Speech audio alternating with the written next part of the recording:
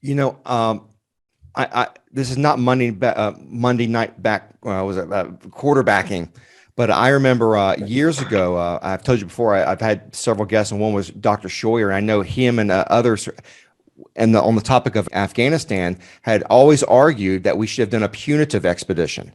Go in there, kill who you need to kill, destroy what you need to destroy, and leave. And if they come back, you Absolutely. do it again, but you do not occupy. Oh no, absolutely. And there's nothing to occupy. See, this is. I was in a discussion last night, and they were talking about China. And I said, well, China's an interesting test case for people who want to intervene and occupy. So the Japanese discovered when they entered China, there was nothing in China but Chinese.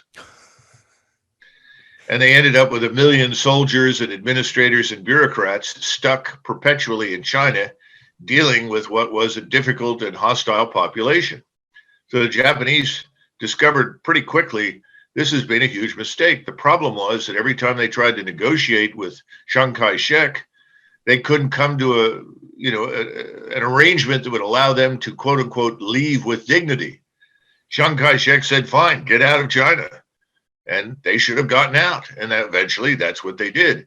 But the problem was they wanted to do it in ways that would disguise the stupidity and idiocy of having gone in to begin with.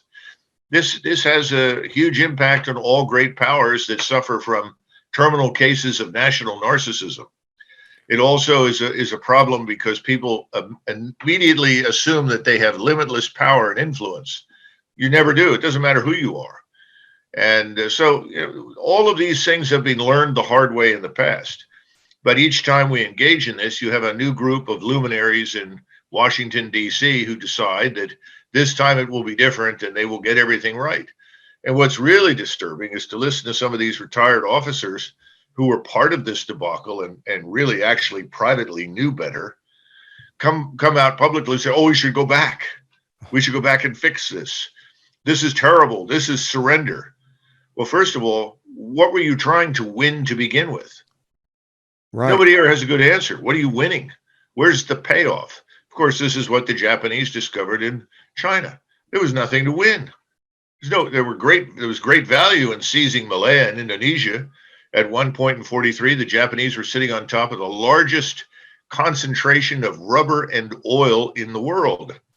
It made infinite sense to go down there, but it made no sense whatsoever from a practical standpoint to go into China.